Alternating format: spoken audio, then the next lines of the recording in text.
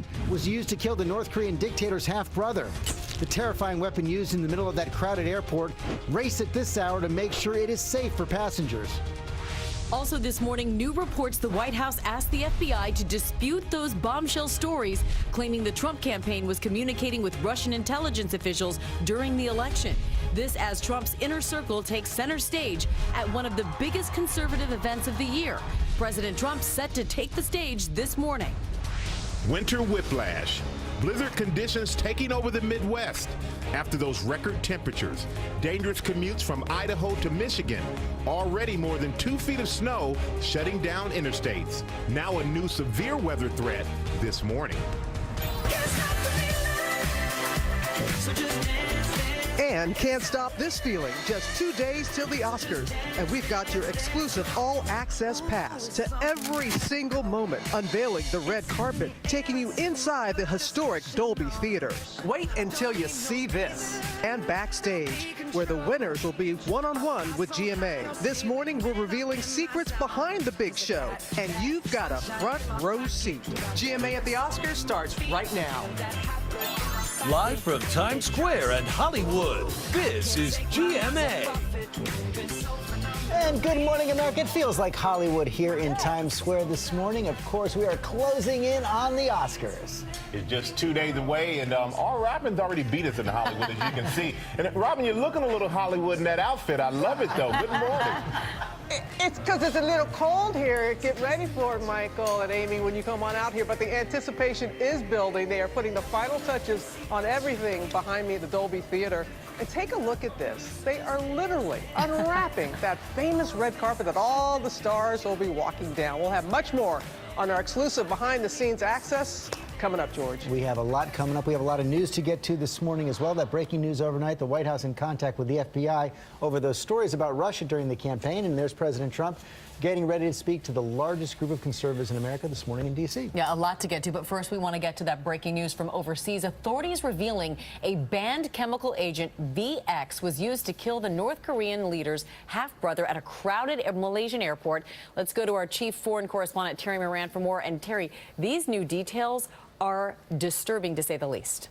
Terrifying, Amy. This is a truly shocking development. VX is considered a weapon of mass destruction. It's lethal in tiny amounts, and here it's been used to kill a single individual at a major, busy international airport.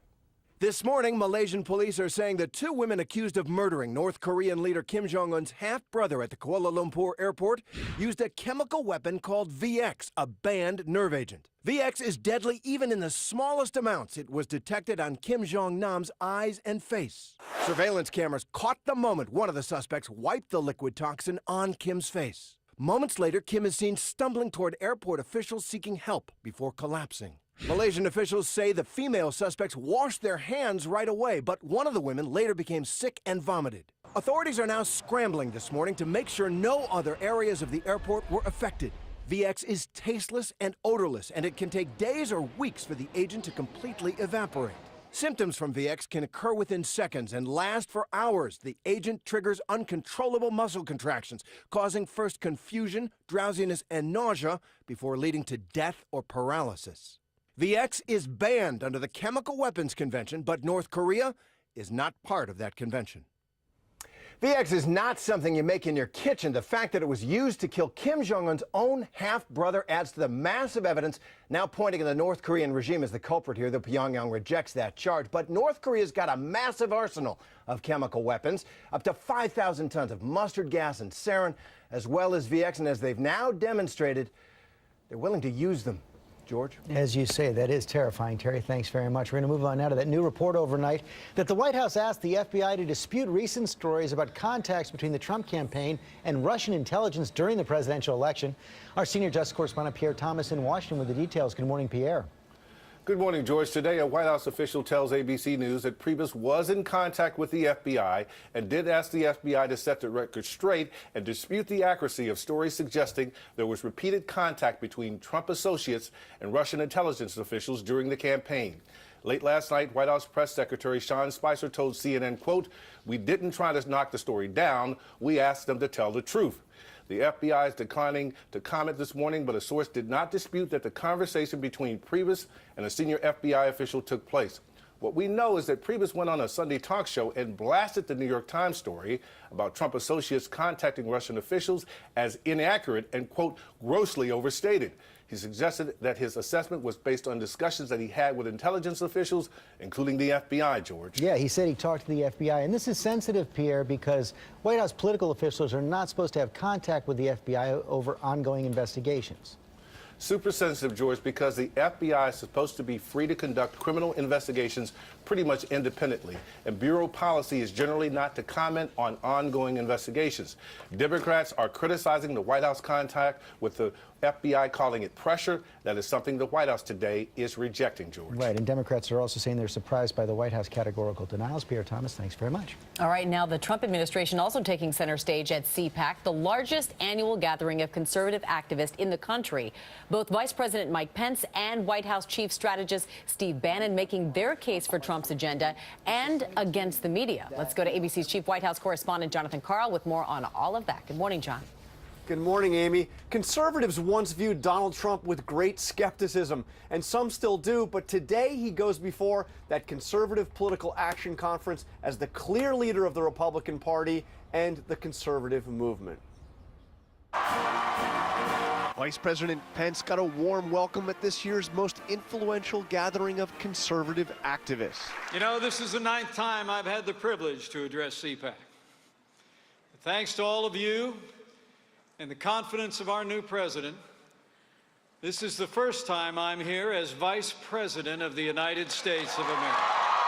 For decades, CPAC has been a showcase for presidential wannabes and Republican bigwigs. But this year, it's the Donald Trump show. This will be TPAC when he's here. Conservatives got a rare glimpse of Trump's chief strategist, Steve Bannon, who pledged the president would wage an all-out war with the media and political opponents. If you think they're going to give you your country back without a fight, you are sadly mistaken. Every day it is going to be a fight, and that is what I'm proudest about Donald Trump. Every day in the Oval Office, he tells Reince and I committed this to the American people, I promised this when I ran, and I'm going to deliver on this. This year's Trump takeover of CPAC comes after he skipped the gathering last year and got hammered by his Republican rivals. He was told there were conservatives that were going to be here. Ted Cruz is back, but this time with praise for what Trump is doing, if not exactly for Trump himself. So do you now think Donald Trump is a true conservative, a true blue conservative? I think he is the president. That's not my question. Is he a conservative? I think he's the president, and I will say the first month, the cabinet President Trump nominated is a terrific cabinet. So does that mean you now think he's a true conservative? I think he is implementing conservative policies, and anytime he does, I will celebrate and applaud it. Okay, it's not a yes. I'm going to focus on substance. So you heard Kellyanne Conway there say that CPAC, which of course stands for Conservative Political Action Conference, will become known as TPAC for Trump. That is not sitting well with some conservative activists. Talk radio show host Mark Levin said, quote, "It is Conservative Political Action Conference. That's what it is. That's what it will be 10 years from now." And Levin pointed out that when Reagan was president and was celebrated at that conference, it wasn't known as RPAC. Amy? And John, you mentioned Trump skipped CPAC last year. So what do you expect his message will be to all of those conservatives, Ted Cruz as well, perhaps, who worry he's not conservative enough? I think his first message will be that he won. That is Trump's answer to a lot of the criticism. He won big in those Republican primaries among conservative voters. And then he'll point to what he is doing, which is, by all counts, a conservative agenda so far, at least as defined by Donald Trump. All right, John, thank you. Amy, thanks. Let's get more on this now from our chief political analyst, Matthew Dowd, and Amy Holmes, political strategist for Rasmussen Reports. And Matt, let me begin with you. You know, Trump going to CPAC this year. Overall, his approval rating's pretty dismal right now for just being a month in, but he does have a strong hold on conservatives and Republicans right now. Well, as you know, George, he's in a historic low for a president at this point in his presidency. He has about a majority of the country that disapproves of him. But he does have a very, very solid base of support that doesn't seem to have moved. But the problem for a president is you need a majority of the country in order to communicate effectively and govern effectively. It doesn't do any good just to speak to fans. It sort of reminds me of the Oscars. You cannot win an Oscar if all you do is talk to the cast of your own movie. You have to branch out. And Amy Holmes, he's going to have a chance to branch out to the whole country this week when he speaks to Congress on Tuesday night. One of the things we've been seeing, though, all week long, members of Congress going home, going to town meetings and getting big questions about the repeal of Obamacare, about Russia, some real angry meetings there. There are, and if you heard the vice president last night, he actually really focused on Obamacare, repeal and replace. So Republicans in the Trump administration, they are not backing down, although I understand some congressmen, like Congressman Pete King from New York, he phoned in. He didn't want to show up and be shouted at on camera. But I think going back to CPAC, what I found interesting was how the Trump administration is reaching out to conservatives to consolidate their support. Steve Bannon, who did make that rare appearance, he even told CPAC this is where Donald Trump launched his political career 6 years ago, which I think would be surprising to some conservatives since he didn't do well in straw polls there. But I also Vice President Mike Pence last night saying to this conservative audience that the cabinet that President Trump has chosen is the most conservative cabinet he's seen in his lifetime. Steve Bannon also knows that taking on the media, red meat for that crowd. No question, right, Amy? Oh, absolutely. I mean, you know, the media is a big, fat, juicy target for conservatives. And Matthew, one of the things we're also seeing playing off this report overnight that Reince Priebus talked to the FBI about Russia, this story is going to continue to embattle the White House as long as the FBI intelligence committees are investigating. Well, and I think you're going to have Senate committees that are going to bring this, and it's going to become full front and center in the course of this, and it's not going away. And I think for viewers is if you were upset about Bill Clinton meeting with the Attorney General, then you ought to also be upset about what these contacts between the Chief of Staff and the FBI. All of it is unseemly. Okay, Amy Holmes, Matthew Dodd, thanks very much. Michael? All right, thank you, George. And now to that blizzard and a severe storm throughout the Midwest. 15 states are facing alerts. And let's go to Ginger Z with more. Good morning, Ginger. Good morning, Michael. I want to start you off in Casper, Wyoming. Highway 22, trucks everywhere. Some places in Idaho had up to 28 inches of snow, blowing snow, and that's what we're concerned about today in the areas that are still blizzard warned. Iowa, far southern Minnesota, even as those winter storm warnings stretch into Wisconsin. Also want to point out, by tomorrow, flood potential in New England. So New Hampshire, Vermont, parts of Maine have to look out with the melting snow and then the rain on top of it. But I wanted to time it out for you because the most important part today, the most threatening part, the severe storms for Cincinnati, Indianapolis, and Fort Wayne, Michael, damaging wind, the primary threat. Warm weather, snow, unpredictability. It's still February. It's still February. We'll That's take right. the warm weather here. We're going to move on now, though, to Kansas City, where the FBI is investigating a fatal shooting at a sports bar. The suspected killer was captured in another town after telling a bartender he'd shot two Middle Eastern men. ABC's Lindsay Janis is tracking the case. Good morning, Lindsay. Good morning, George. At least one eyewitness reportedly heard the suspect yell, "Get out of my country," before opening fire in the packed bar where fans had gathered to watch a college basketball game. This morning, 51-year-old Adam Purinton is accused of murdering a man in cold blood and wounding two others in a violent barrage of gunfire. The shooting took place inside a busy Kansas sports bar Wednesday at around 7:15 p.m. I've got two down with gunshot wounds to the chest. I've got a third with a wound to the hip. The suspect traveling 80 miles to an Applebee's in Clinton, Missouri. Now we're being advised the suspect's name is Adam, and he's a white male wearing a white shirt with military medals. Police say a bartender at the restaurant called them after Purinton allegedly told him he had shot two Middle Eastern men and needed a place to hide out. The FBI now investigating whether this is a hate crime. Our role in this investigation is to work jointly with local law enforcement to determine if an individual's civil rights were violated. The two men were not Middle Eastern, but of Indian descent. Srinivas Kachibatla died of his injuries, and Aluk Madasani is in the hospital recovering. A third man, Ian Grillett, who tried to stop the shooter, says he was lucky to survive. I was just doing what anyone should have done for another human being. He turned around and fired around at me. Went through my hand and through my chest here. Purinton is a Navy vet. He has not yet entered a plea. Guys? Oh, wow. Horrible story. Sure is. And now we're going to go back to Hollywood, where Robin is holding down the fort.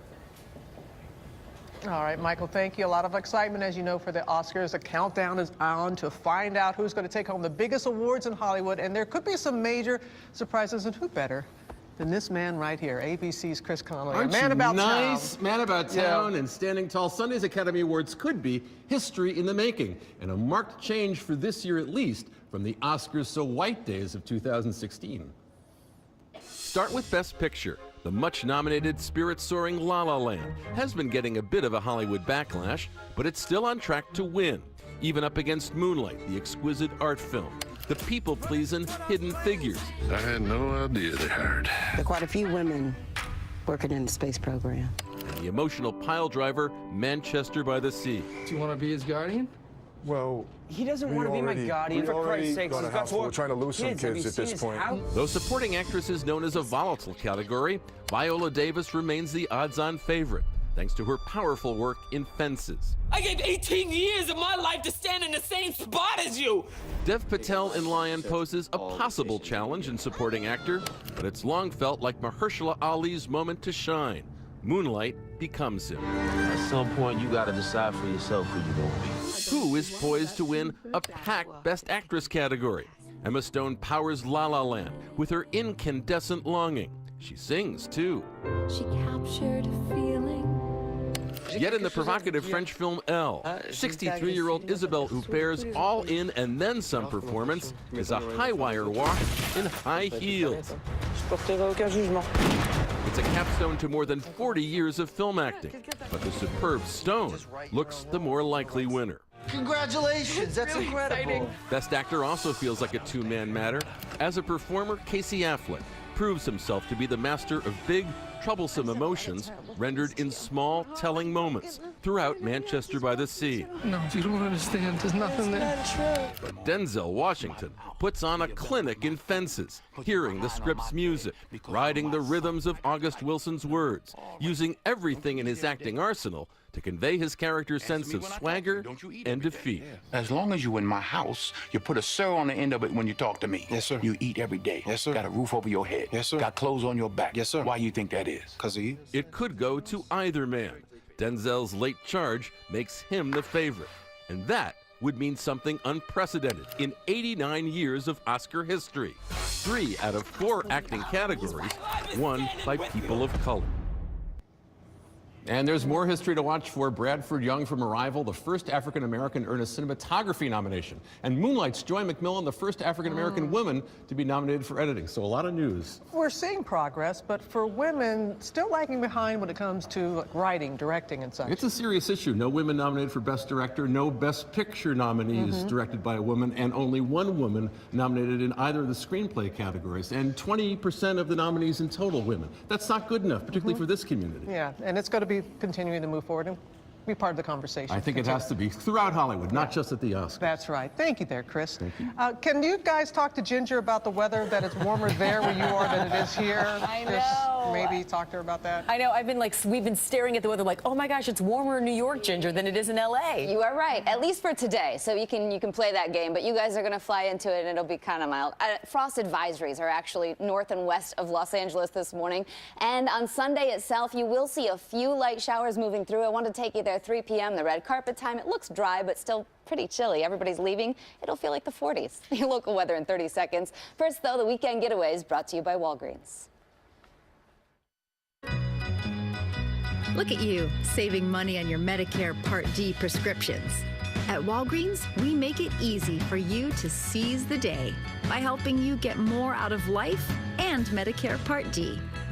Now with $0 copays on select plans and rewards points on all prescriptions, Walgreens has you covered. So drop by and seize the savings. Walgreens, at the corner of happy and healthy.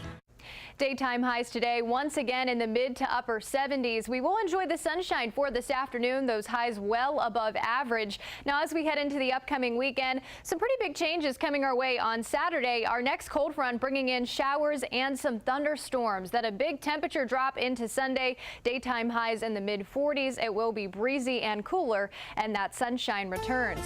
Here's a quick look at your extended forecast. Sunny for the start of the work week with highs in the mid 50s. And coming up, is a big American murder mystery finally solved? The suspect charged with killing a beauty queen teacher who went missing more than a decade ago. And then it's our huge Oscars party. We are taking